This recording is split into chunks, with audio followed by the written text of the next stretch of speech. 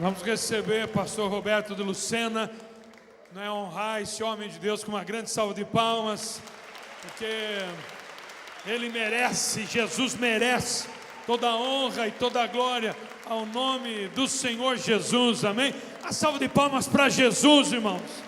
Se é para Jesus, está valendo e muito.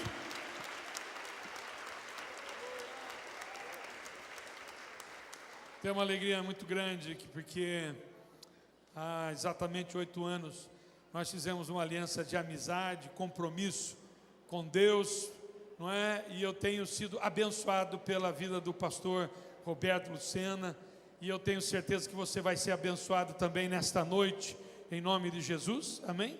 E nós vamos orar agora, irmãos, amém? Levanta as mãos, nós vamos orar a Deus junto com os pastores aqui, agradecendo a Deus pela vida do pastor Roberto de Lucena. Levante suas mãos e abra o teu coração nesta noite, aleluia. Meu Deus, nós te somos gratos pela vida do teu filho, que tem sido usado pelo Senhor no Brasil, meu Senhor, abençoando, meu Pai, com a bênção de Deus, essa nação que precisa tanto da tua bênção. Nós louvamos, ó Deus, pelo teu servo, nós louvamos pelo ministério dele, nós louvamos pela família dele, meu Senhor, louvamos, ó Deus, pela vida do teu filho, que, ó Deus, tem sido bênção em nossas vidas, e eu sei que nesta noite, mais uma vez, oh meu Pai, o teu poder vai ser derramado com grande poder e graça. Usa o teu filho, Senhor, derrama a tua graça sobre ele, e que a boca dele nesta noite seja a boca de Deus para nós, porque nós queremos ouvir a tua palavra que transforma vidas. Em nome de Jesus eu oro pela fé, em nome de Jesus, e quem crê diga amém.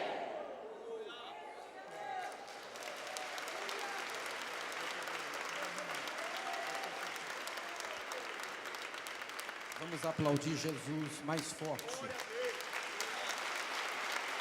Levante as suas mãos e bata palmas para Jesus com suas mãos levantadas, erguidas. Glória a Deus. Por favor, sente-se. Fique à vontade. Meus irmãos, meus amigos, a paz do Senhor Jesus seja com vocês.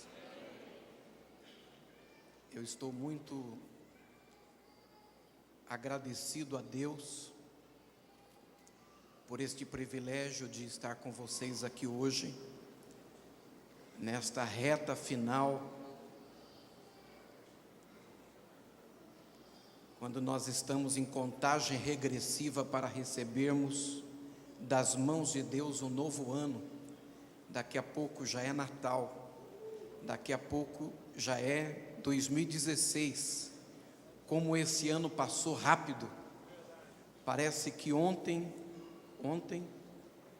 nós estávamos aqui louvando a Deus, recebendo o Natal do ano passado. De repente, parece que o ano não tem mais 12 meses, parece que ele é mais curto. Uma sensação de que Deus está acelerando, apressando o tempo. E foi um ano de muitas lutas, de muitas dificuldades, mas as lutas e as dificuldades são o embrulho, o pacote, o envelope do testemunho, o envelope da bênção de Deus. E é por isso que, graças a Deus, nós chegamos aqui, nós estamos juntos. Você é um vencedor, você é uma vencedora, você está de parabéns, porque passou por todas as circunstâncias este ano, e chega ao final do ano firme, na presença de Deus. Aliás, acho que você poderia se dirigir à pessoa que está ao seu lado e dar os parabéns para ela, dar os parabéns para ele, porque afinal de contas, começar pode ser para qualquer um, mas terminar não é para qualquer um, continuar é para poucos. Meu louvor a Deus pela vida do meu amigo pastor Clóvis, sua família. Ele não é apenas um companheiro de ministério, não é apenas um colega pastor, é um amigo pessoal, um amigo particular, amigo da minha família, um irmão da minha alma, e através dele, vida que honra o Evangelho, que dignifica o Evangelho. Eu quero abraçar, eu quero saudar todo o ministério local, todo o ministério desta igreja, todos os obreiros, todos os líderes, todos aqueles que diariamente fazem desta igreja a bênção que ela é. Quero com muita satisfação também agradecer a Deus a alegria que Ele me dá de poder ter aqui hoje comigo alguns líderes de jovens da igreja O Brasil para Cristo, aqui da nossa região de Jundiaí. Eu quero dizer da satisfação de ter aqui o Maico, que é diretor da Jubrac de São Paulo, do estado de São Paulo, o Pércio, que é líder da Jubrac na superintendência de Jundiaí, o André, que é líder da Jubrac de Jundiaí, Moisés, líder do MDL Jundiaí, Josi, esposa do Maicon, a Júlia e o Lucas, filhos do Maicon, Rafaela, esposa do Pércio, Tamara, esposa do Moisés, Nayara, Arthur, Gabriel, Marcelo, líder da Jubrac de Vila Hortolândia, Ana, esposa do Marcelo. Eu vi também o pastor Valdir e a Sara, uma alegria muito grande. Eu vou pedir que eles fiquem em pé para vocês poderem vê-los e poderem recebê-los comigo com todo o carinho que esta igreja tem. Que bom demais. Que alegria vocês me deram, que presente.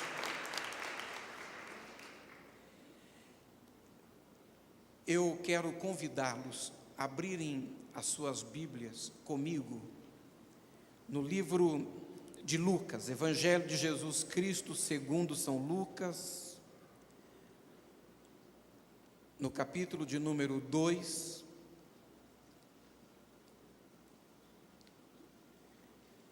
versículos 4, 5, 6 e 7.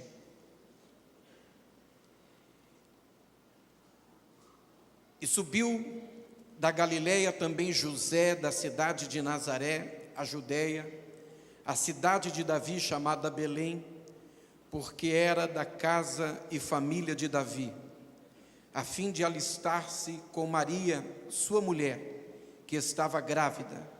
E aconteceu que, estando eles ali, se cumpriram os dias em que ela havia de dar à luz. E deu à luz o seu filho primogênito, e envolveu-o em panos, e deitou-o numa manjedoura, porque não havia lugar para eles na estalagem. Se você tiver à mão uma caneta e desejar, você poderá grifar esta última expressão do versículo 7, a última parte do versículo 7, porque não havia lugar para eles na estalagem.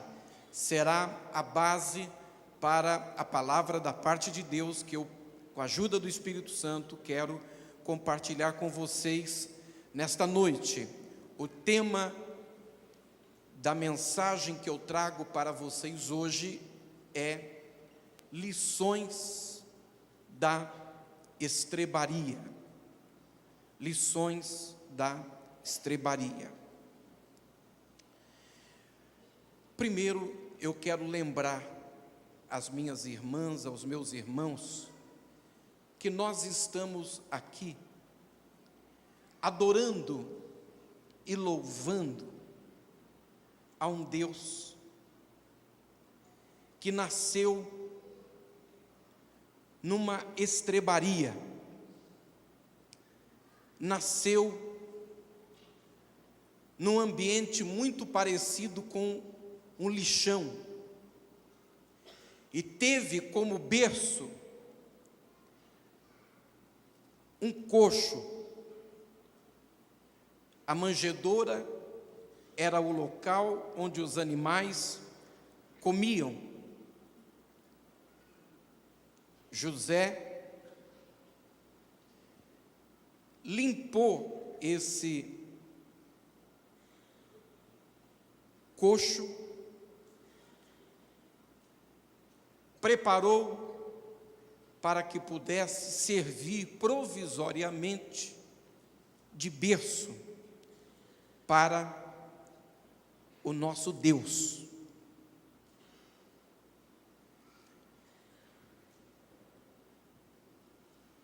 Eu começo esta mensagem esta noite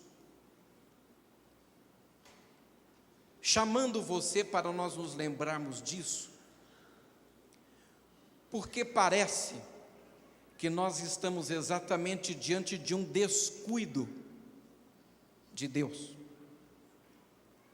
de uma falta de planejamento divino. Porque Deus é tão cuidadoso, minuciosamente cuidadoso, tão detalhista, mas quando chega num momento como esse,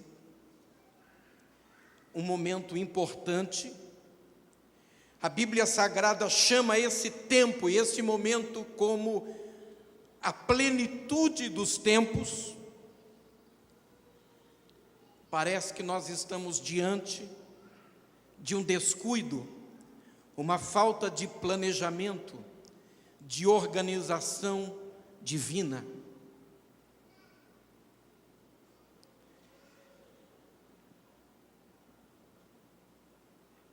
Está acontecendo o maior milagre da história da humanidade. O fato mais significativo e importante de toda a história da raça humana. Deus está encarnando. No princípio era o Verbo, e o Verbo estava com Deus, e o Verbo era o próprio Deus, e o Verbo se fez carne e habitou entre nós. É Deus se vestindo de carne e de sangue. E Deus, o Pai, escolheu como porta de entrada da vida neste planeta para o seu filho uma mulher virgem, contrariando toda a lei natural, toda a matemática humana.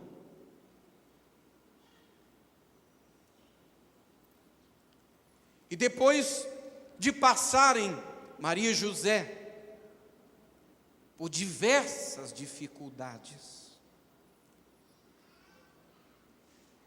chega finalmente um momento, está se aproximando o dia em que ela vai dar à luz. Esse precisa ser um momento de paz, de serenidade, mas ao contrário disso, este momento é cercado de um ambiente turbulento, angustiante, tenso.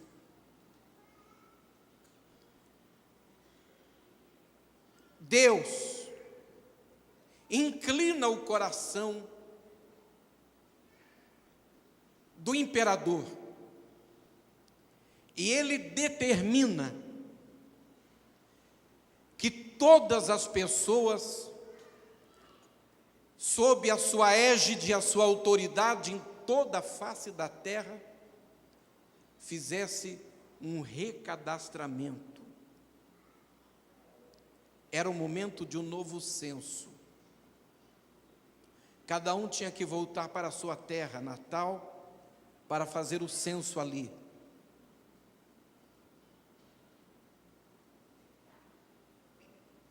José não tem escolha. E por não ter com quem deixar Maria,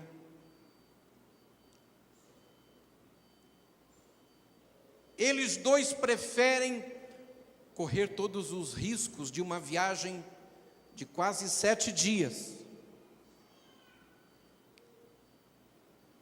E finalmente eles chegam em Belém. Mas quando chegam em Belém, aí, talvez você esteja me perguntando, o que é que eu tenho a ver com essa palavra? O que essa palavra tem a ver comigo? Mas eu quero chamar a sua atenção para o que eu vou dizer a partir de agora, de uma maneira muito mais especial. Quando eles chegam em Belém, eles começam a bater nas portas, e nenhuma porta se abre para eles. Você está me ouvindo? Nenhuma porta se abriu.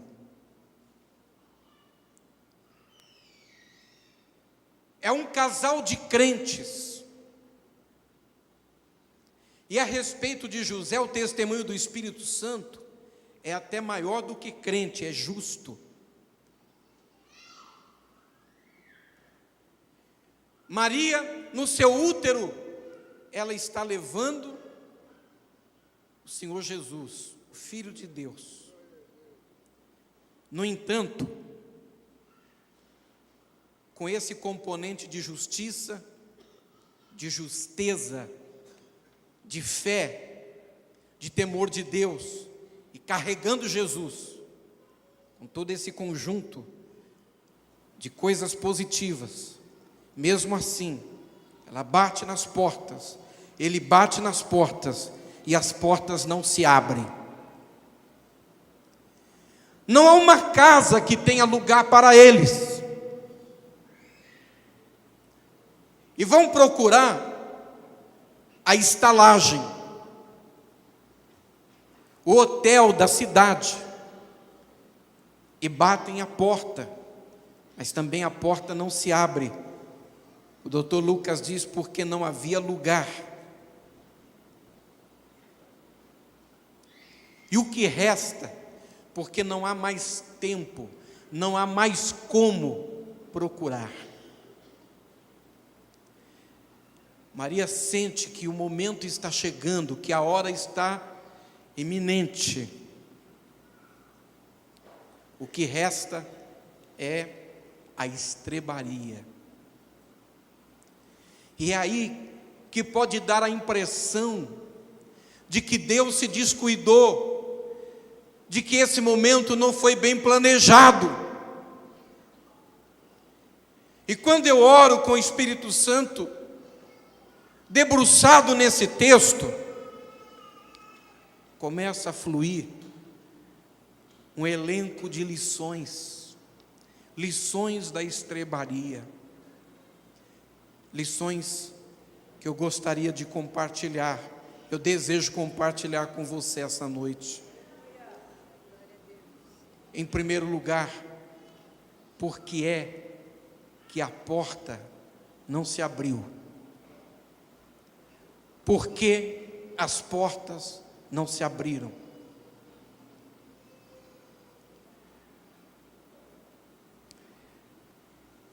Eu não conversei com os pastores, então não vou falar sobre eles, mas eu posso falar sobre mim. Esse ano houve muitas portas que eu bati e não se abriram. Ao longo da minha vida, eu colecionei várias portas que eu bati, elas também não se abriram. Mas por que não se abriram? Eu não sei se além de mim, talvez haja mais alguém, mais uma pessoa, mais duas, mais três, que também bateram em alguma porta esse ano, que não se abriu. Que foi fiel a Deus, foi temente a Deus, aplicou sua fé, exercitou sua fé, caminhou na palavra, Mas mesmo assim a porta não se abriu. Por que não se abriu? Por que a porta não se abriu para José e Maria e Jesus? E eu me dou conta de que, em primeiro lugar, e eu quero deixar aqui 3 motivos, eu não tenho tempo para ir além desses hoje. 3 razões pelas quais as portas não se abriram para eles. Primeiro motivo, as portas não se abriram para José e Maria, porque Deus precisava prepará-los para aquilo que viria depois, para aquilo que eles iriam experimentar, para aquilo que eles iriam viver. Como assim? Daqui a pouco, daqui a algumas horas, um coral de anjos ia se deslocar dos céus, ia cantar em cima do telhado da estrebaria. Daqui a pouco, daqui a algumas horas, 3 reis, vindos de muito longe, iam entrar pela porta da estrebaria, carregando ouro, incenso e mirra. Daqui a pouco, aquela estrebaria ia ser mais bem frequentada do que a sala do trono de Herodes. Daqui a pouco, aquele lugar, aquela estrebaria, seria um lugar que se tornaria no centro, não de Israel, não da Palestina, mas no centro do universo. Os olhos dos céus, de todas as criaturas celestes, todas as criaturas divinas, estariam voltados para o milagre da estrebaria, para o acontecimento da estrebaria. Por mais que José e Maria acreditassem estar preparados, Deus sempre nos conhece, sempre, melhor do que nós mesmos.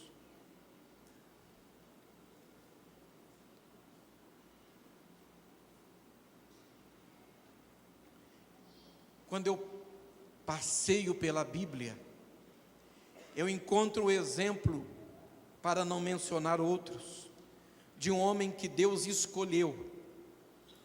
Ele era caçador de jumenta, e Deus o separou e derramou óleo de unção na cabeça dele, para ele se tornar o primeiro rei de Israel. Vocês se lembram o que aconteceu com esta pessoa, chamado Saul? Vocês se lembram como foi o fim da vida dele? Que tragédia envolveu e a sua família? Por quê? Porque quando ele sentou-se no trono, quando a coroa foi colocada na sua cabeça, o trono liberou uma reação química e espiritual, mexeu com a sua cabeça, mexeu com a sua essência. Saul, de repente, anos depois, consolidado, confirmado por Deus como rei, ele perde a sua essência, a natureza de Deus, o amor pelas pessoas, a simplicidade da sua motivação, e ele passa a ser um homicida. E quantas vezes ele tenta assassinar, inclusive, um moço que acaba de crescer na sua casa, se torna seu genro, apenas porque ele tem sucesso e começa a brilhar dentro da sua casa, e o seu coração e a sua alma deformada, comprometida, complicada, adoecida, não aceita que ninguém além dele brilhe naquele território. Deus perdeu Saul para o trono. É por isso que Deus, quando chega a hora de Davi, tem um modus operandi completamente diferente. Deus escolhe Davi no pasto por causa do coração de Davi. Diz a Samuel: pode ungí-lo, porque o homem vê a aparência, mas Deus vê o coração. Depois de ungido, Deus o devolve para o pasto. Agora, o que é que faz Davi ser rei? é a coroa que ele vai receber anos depois, sobre a sua cabeça, ou a unção que ele recebeu das mãos do profeta Samuel? A coroa não produz unção, mas a unção traz a coroa. Aquele moço que está no pasto, pastoreando as ovelhas malhadas, já é rei. Aquele moço que está enfrentando o leão é rei, enfrentando o urso é rei. Aquele moço que está levando marmita para os seus irmãos é rei, carregador de marmita. Por que é que Deus fez isso? Para prepará-lo para o que viria depois, prepará-lo para a honra que viria sobre a vida dele, sobre a exaltação que viria sobre a vida dele. É por isso que quando Davi enfrenta Golias, ele não vai na sua força, na sua destreza, na sua competência. Ele escuta de Golias que vai ser triturado, ter a cabeça cortada, e ele diz: eu vou contra ti em nome do Senhor. Ele já estava preparado, porque foi ungido, foi devolvido para o pasto e foi processado por Deus ali. Tem gente que nem sabe, é rei e nem sabe. É rei no pasto, é rei na aflição, é rei no fundo do poço, é rei enfrentando problema, rei enfrentando crise, e nem desconfia que já está marcado por Deus com um X na sua testa, e que a bênção de Deus está correndo atrás de você e vai te pegar e vai te alcançar. Agora, entre a promessa e a bênção, entre a promessa e a conquista da bênção, a materialização dos sonhos, o acesso aos resultados, tem um tempo em que Deus nos tritura, nos processa. É isso que está acontecendo com José e Maria. Quando eu estava de sábado para domingo lendo esse texto de madrugada e orando, eu me lembrei do meu pai. Meu pai foi pastor por 40 anos da mesma igreja em Santa Isabel. Ele, na primeira fase da sua vida, foi pescador de peixes. Na segunda fase, foi pescador de almas. Meu pai foi o meu pastor, era o meu melhor amigo, era o meu maior intercessor. Ele não teve oportunidade de cursar uma faculdade, de ter a educação secular, a formação secular, mas ele tinha uma sabedoria sertaneja, natural, conquistada pelas idas e vindas da vida. Ele tinha uma sabedoria espiritual, recebida nas madrugadas de oração, recebida por estar sentado aos pés dos Gamaliéis, como esta igreja tem a honra e o privilégio de ter, na vida do pastor Jorge, na vida dos pastores desta igreja. Eu tinha 3 anos de idade, quando tive minha primeira experiência com o Espírito Santo, orando pela minha mãe para que ela fosse curada. Eu tive a minha primeira experiência com Jesus aos 6 anos de idade, quando eu comecei a pregar. Eu tenho hoje 49 anos de idade. Eu sei que não parece, né? Depende do dia, parece menos, depende do dia, parece mais. Então eu prego o Evangelho há 43 anos. Quando meu pai percebeu, identificou que havia um chamado latente na alma daquela criança de 6 anos de idade, meu pai enfrentou as críticas, que não foram poucas, dentro da igreja, no corpo de obreiros, e ele, todos os cultos, me dava o microfone, ele punha a cadeira atrás do púlpito. Eu sempre fui muito magrinho,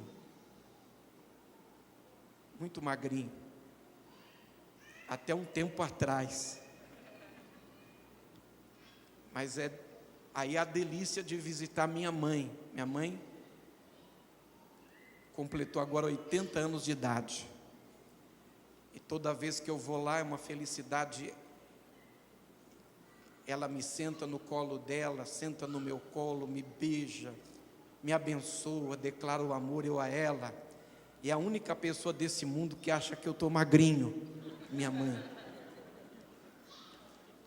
Eu era pequenininho, franzino, ele me colocava numa cadeira atrás do púlpito para que eu pudesse pregar e o povo pudesse me ver. Mas veja a sabedoria desse sertanejo. À noite ele me dava o microfone, mas de dia ele me dava uma vassoura, um rodo, ele me dava um balde. Ele me fez o faxineiro da igreja, o zelador da igreja. Então à noite o microfone, de dia o balde. Eu tinha que ir para a escola de manhã, chegava em casa, fazia os deveres da escola, almoçava, ia para a igreja, para zelar da igreja. Naquele tempo, o piso da igreja era vermelhão. A maioria de vocês não sabe o que é isso, não ouviu, né? Não ouviu. Você não sabe o que é isso, né? Vermelhão, o que é vermelhão? E eu tinha a missão de encerar aquele vermelhão. E tinha um saco de estopa, eu tinha que dar o lustre de joelho. Olha que maravilhoso. E eu tinha que passar lustramóveis nos bancos. Até o ponto que a igreja estava um brinco. Quando o povo chegava, o chão estava um lustre, sentava no banco, escorregava no banco. Por que meu pai fez isso? Meu pai fez isso para não criar um monstro dentro de casa, não criar um monstro dentro da igreja.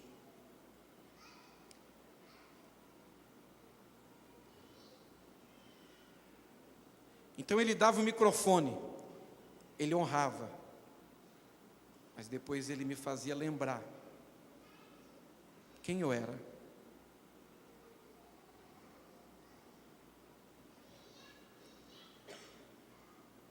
Um dia, quando eu já tinha atingido um ponto que ele desejava, ele me promoveu, ele me levou às casas pernambucanas, comprou o primeiro terno da minha vida, e eu me lembro como hoje, era um paletó verde água, com brasão no bolso, uma calça vinho, bordô, um sapato azul, turquesa, uma camisa verde musgo, xadrez com amarelo e preto, uma gravata preta. E hoje é estranho, mais ou menos, depende de quem usa, mas naquela época era muito chique. E me deu uma Bíblia azul royal desse tamanho. Eu ficava na porta da igreja e a minha missão era não deixar os bêbados daquele bar do lado da igreja entrar na igreja para atrapalhar o culto. Que sabedoria. Aí eu olho para a Bíblia, eu vejo Jesus trabalhando muito parecido. Aí eu vejo Pedro, o grande apóstolo Pedro, o único dos apóstolos, dos discípulos que põe os pés para fora do barco e anda no mar da Galileia, tirando Jesus, que é Deus, o único ser humano que se tem conhecimento que andou por cima das águas. Aí Jesus permite que ele afunde, estende a mão, não deixa ele morrer, se destruir, e leva ele de volta para o barco. E por que Jesus fez isso? Jesus fez isso para que Pedro não se transformasse num monstro, porque Pedro seria insuportável se não tivesse afundado no mar da Galileia. Ninguém ia aguentar o Pedro, ele nunca teria chegado a ser apóstolo. Muito provavelmente aquela pessoa que na vida só tivesse vitória, vitória, vitória, vitória, vitória, seria uma pessoa insuportável, intragável, intratável. É por isso que na vida, mesmo você sendo de Deus, sendo cheio do Espírito Santo, tendo promessas de Deus, você bate em portas que se abrem, bate em portas que não se abrem, outras que não se abrem, e você continua batendo, porque Jesus disse: batei, batei, abrir-se-vos-á. Porque é que determinadas portas não se abrem no determinado tempo na vida da gente. E eu me dou conta hoje, olhando para trás, que se Deus abrisse algumas portas que eu pedi, e eu acreditei que eram as melhores coisas para a minha vida naquele momento, eu teria me arrebentado. Então, quando eu olho para esse texto, eu vejo José e Maria na estrebaria, e Maria dando a luz a Jesus, e colocando numa manjedoura. Eu não vejo o céu distraído, eu não vejo um Deus que não planeja, pelo contrário, eu vejo um Deus sentado no seu alto e sublime trono, um Deus que não perde o controle, um Deus que tem ao mesmo tempo diante dos seus olhos o passado, o presente e o futuro, um Deus que olha a aparência e olha o interior, um Deus que olha o que eu faço, mas que olha o que eu sinto, olha a minha motivação, as minhas tendências, as minhas inclinações, e Ele me trata porque me ama, e trata porque Ele tem planos, trata porque tem projetos, e Ele não permite que determinadas portas se abram, porque quando elas não se abrem, elas me fazem estar no nível ideal, no tamanho adequado, me fazem estar na dimensão específica, necessária, para que se manifeste na minha vida a sua glória, a sua bênção, se manifeste na minha vida a sua provisão.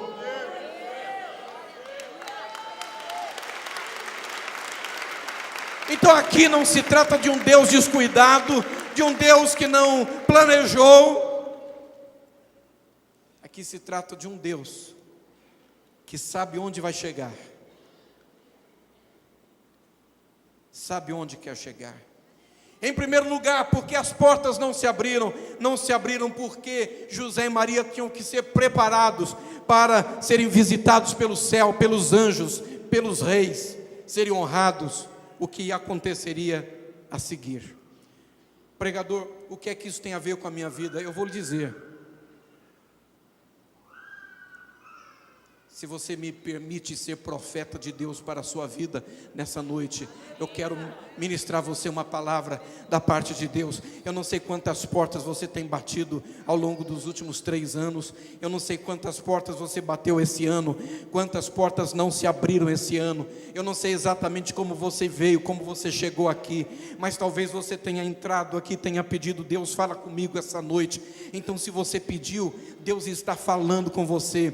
Quando a porta não se abriu, não é porque você tinha problema de fé. Quando a porta não se abriu, não é porque Deus tinha mudado de plano, tinha mudado de ideia. Quando a porta não se abriu, não é porque Deus não tinha poder para abrir, não é porque Ele não tinha poder para cumprir aquilo que Ele tinha prometido. Quando a porta não se abriu, é porque Ele estava lhe preparando para chegar no tempo certo, no momento certo, e surpreender você. Você vai cantar o hino da vitória, você vai se alegrar em Deus, e você vai poder diante da terra e do céu celebrar ao Deus que não falha na sua palavra. Cai as folhas, seca-se a erva, mas a palavra do Senhor permanece para sempre. Se alguém aqui que crê nisso, levante a mão para os céus e por 30 segundos glorifique ao nome do Pai, ao nome do Filho e ao nome do Espírito Santo. Quem pode, glorifique a Deus. Balance as suas mãos e vai glorificando a Deus.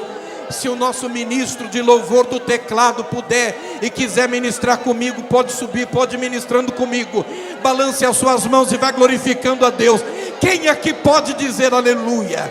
Quem pode dizer glória a Deus? Quem pode dizer glória a Jesus? Quem pode adorar a Deus nesse momento? Quem pode dizer obrigado a Jesus? Quem pode orar em línguas estranhas e agradecer a Deus em línguas estranhas? Porque Ele tem nas mãos a chave que abre todas as portas. Agora, se a porta não abre e a chave está na mão dele, é porque antes da porta se abrir, alguma coisa precisa ser edificada em mim. O problema não está na porta. Para Deus abrir a porta, é isso.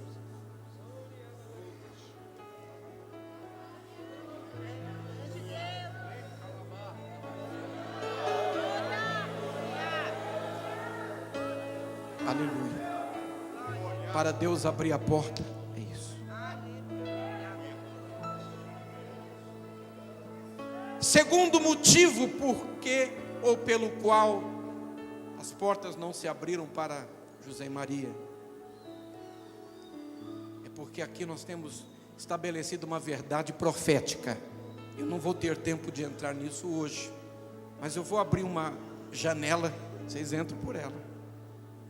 Qual é a verdade profética? No nascimento de Jesus, profeticamente está nascendo uma geração, a geração dos santos de fora do muro.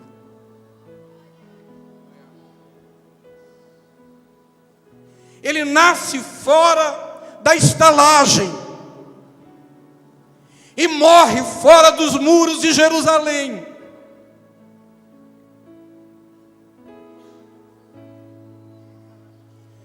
Ele disse: vocês estão no mundo, mas não são do mundo, é por isso que o mundo odeia vocês. A verdade profética estabelecida quer dizer que estava nascendo ali com Jesus uma geração que não se enquadra nos muros desse mundo, está fora dos modelos desse mundo, do formato desse mundo. É uma geração cuja alma se agonia, se angustia e ora: Maranata, ora vem, Senhor Jesus. É uma geração que não se enquadra nos formatos do mundo, que não anda no conselho dos ímpios, nem se assenta na roda dos escarnecedores. Antes tem o seu prazer na lei do Senhor, e na sua lei medita de dia e de noite. Por que as portas não se abriram para José e para Maria? Porque havia ali um sentido espiritual, uma verdade profética. Estava nascendo para Deus não apenas o Messias, o Deus, o Verbo encarnado. Estava nascendo uma geração, uma raça diferente.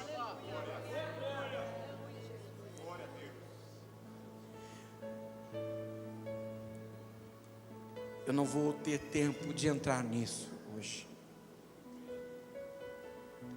mas eu tenho certeza que o Espírito Santo, Ele está falando com muita gente aqui. Terceiro,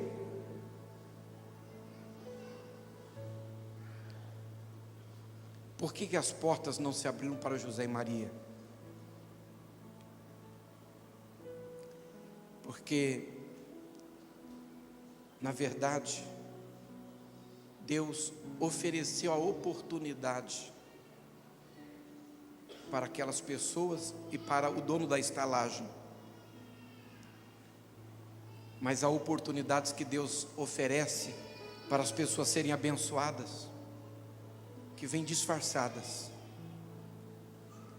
e ele não entendeu, não percebeu. Deus chegou na porta do estaleiro disfarçado de um bebê, de um casal pobre de Nazaré. Alguma coisa boa pode vir de Nazaré.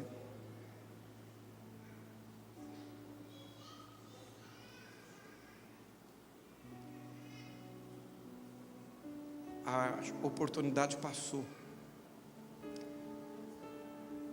Oportunidades assim acontecem todos os dias. Frequentemente Deus vem disfarçado, nos dando uma oportunidade para nós sermos abençoados. Ele vem disfarçado de uma criança que precisa de atenção, de um doente que precisa de cura, disfarçado de um pobre que precisa de ajuda, de uma família que precisa de alimento. Muitas vezes ele vem disfarçado de um irmão que precisa de um abraço, de um idoso que precisa ser filho do seu filho, o filho do seu neto. Muitas vezes ele vem disfarçado de esposa, de marido, de irmão. Vem disfarçado de irmão de igreja.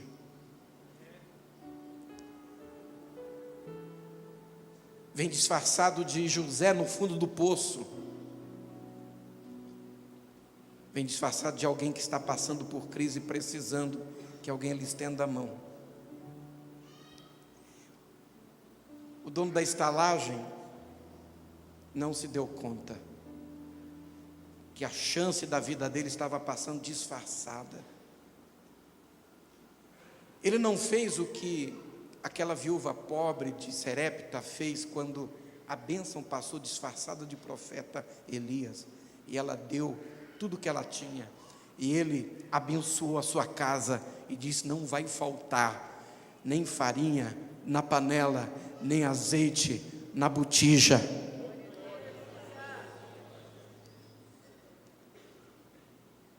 No ano de 96, eu estive em Israel pela primeira vez. Eu estava chegando perto de Belém. E eu tinha uma guia em Israel, era uma judia, uma israelita, chamada Ziva. Eu disse a ela: Ziva, eu preciso que você me esclareça uma dúvida. Onde está aqui a estalagem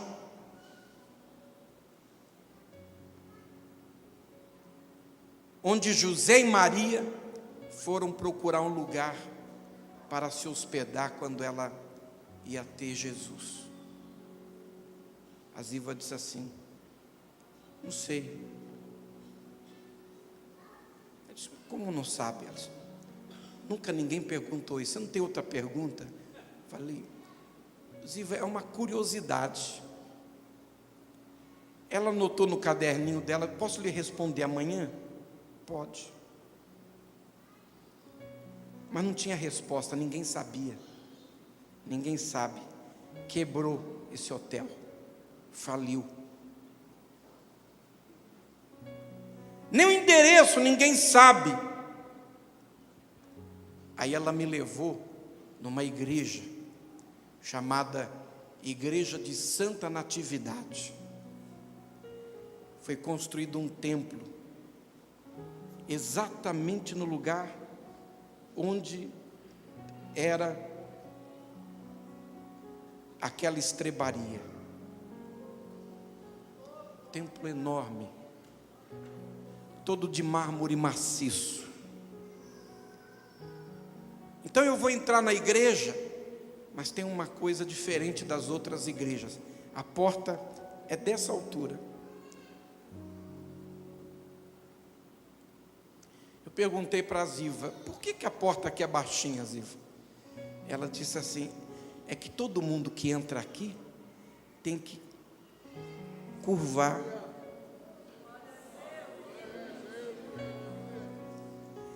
Ela disse: a rainha da Inglaterra esteve aqui há 3 meses atrás. Ela chegou aqui e teve que abaixar para entrar.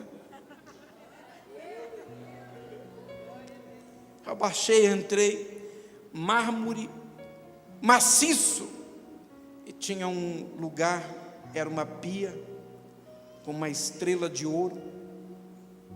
Eu cheguei perto, cheio de dinheiro de todas as partes do mundo, todas as moedas, dólar.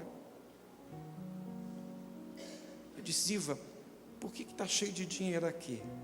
Ela disse assim: olha, aqui é onde ficava a manjedoura de Jesus.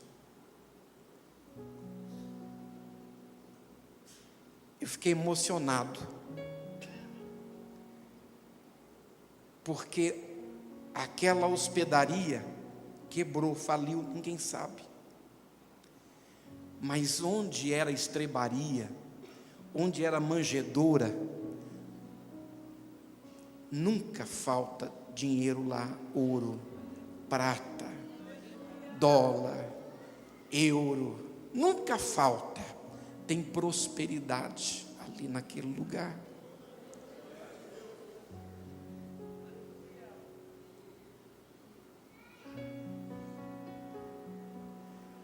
Na estalagem não tinha lugar para Jesus, mas ali teve. Por isso até hoje há uma bênção de Deus sobre aquele lugar. Eu vou terminar agora essa palavra. Deixa eu falar uma coisa para vocês. O ano de 2016 será um ano muito difícil. Muito difícil. Nós temos em 2015 2 milhões de desempregados. A expectativa é de que mais 5 milhões de brasileiros vão perder emprego no ano que vem. É muita coisa. Os indicadores são muito ruins.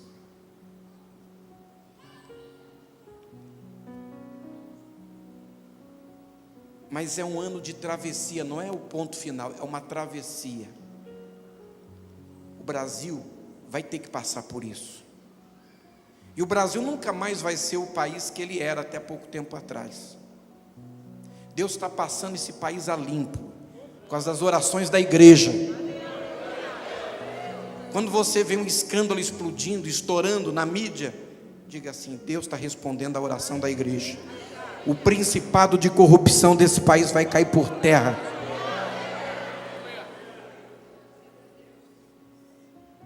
Vai largar essa nação, vai largar esse povo. Vocês estão me ouvindo? Eu não sou um político falando aqui, não. Eu não vim aqui hoje nem como deputado, nem como secretário. Eu sou pregador do Evangelho. Vocês estão me ouvindo? Deus tem uma bênção muito grande para o Brasil. Vocês sabem que eu tenho uma netinha chamada Senhorita Lívia, que tem 8 anos de idade. A Senhorita Lívia vai ter uma irmãzinha que vai nascer até fevereiro, chama Lorena. Elas duas vão viver num Brasil melhor do que o Brasil que nós estamos vivendo hoje. Pode acreditar nisso. Agora, é essa a palavra de Deus para a igreja? Não. Isso aqui é uma constatação. Eu estou compartilhando com vocês o resultado de observação e da minha esperança, da minha convicção. Agora, qual é a palavra de Deus para a igreja? A palavra de Deus é que essa travessia, não tem ninguém aqui, ninguém, que esteja fora do alcance dos olhos de Deus. Você não vai morrer nessa travessia, você não vai parar nessa travessia, você não vai acabar nessa travessia, não.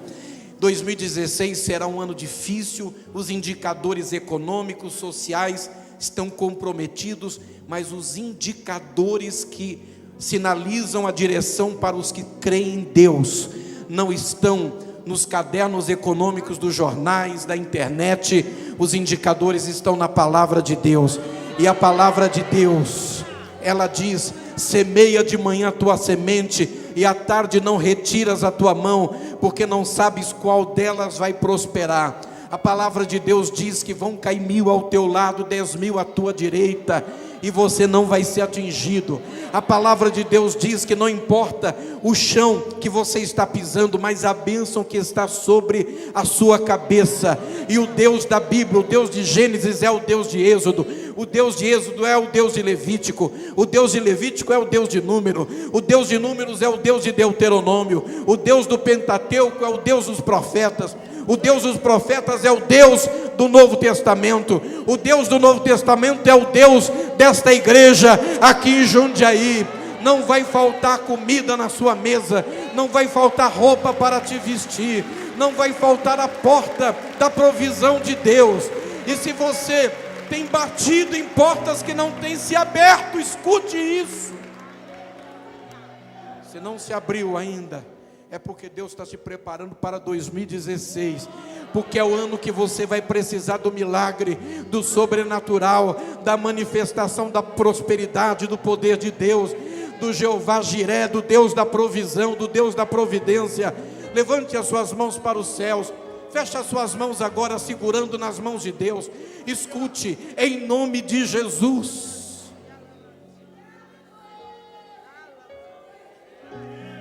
Você olha para esse texto da porta fechada, parece que Deus se distraiu, parece que não tem planejamento, mas agora você entende que depois da curva da estrada tem anjo, tem ouro, tem incenso, tem mirra, tem livramento. Querido, querida, estava tudo certo. Escute a voz do Espírito Santo na boca desse pregador: está tudo certo, está tudo certo, está tudo certo, está tudo certo, está tudo certo. Fale comigo: está tudo certo. Juntos: está tudo certo. Mais forte: está tudo certo. Agora escute, eu vou terminar nessa palavra. Qual é a palavra para mim, pastor, pregador? Qual é a palavra para esta igreja? Qual é o indicador para essa igreja? Qual é o indicador para a minha vida? 2016.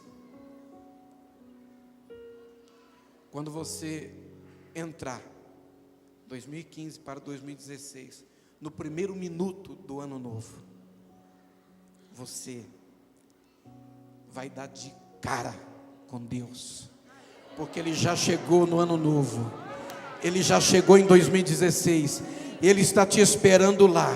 Ele foi na tua frente e Ele está quebrando as portas de ferro e quebrando os ferrolhos de bronze. Ele está preparando o caminho. Está tudo certo. Se você crê, balance a sua mão glorificando o seu nome. Está tudo certo.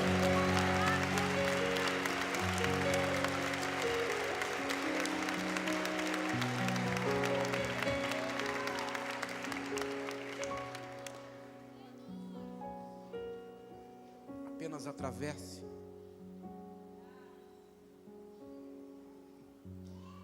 Espere. E se prepare. Eu tenho certeza que o melhor de Deus para a sua vida ainda vai vir. Deus te abençoe. Em nome de Jesus.